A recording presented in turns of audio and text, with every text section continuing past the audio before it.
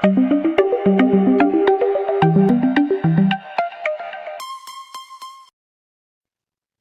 everyone, in this video we're going to look at how to export GNSS baselines from Leica Infinity software into DynAdjust.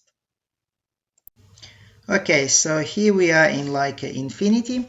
As you can see, I have a project and I processed some baselines, and now we're going to export them to DynAdjust. Now to do that, we're going to go to File menu and click on Export.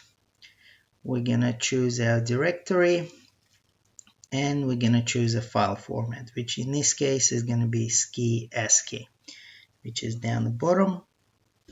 Here we are.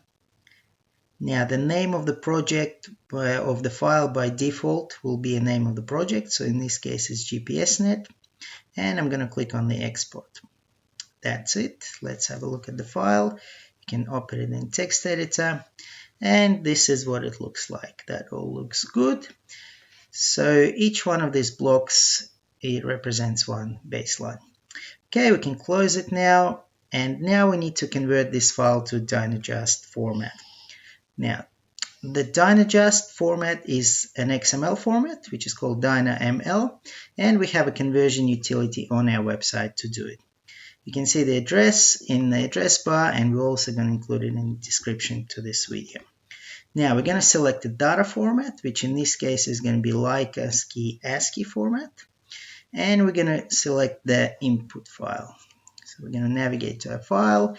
You can include a number of files, but in this case we only have one, and we're going to click on process. Now it's going to ask for a name, so I'm just going to call it DynAdjust input, and I'm going to click on save. That's it. Again, let's have a look. Here's our file. We can open it in text editor, and this is what it looks like. So you can see here's our stations and their coordinates, and if we scroll down we should see the baselines as well, and here they are. All the baselines should be in there, and that's all there is to it. Thanks for watching, and we'll see you next time.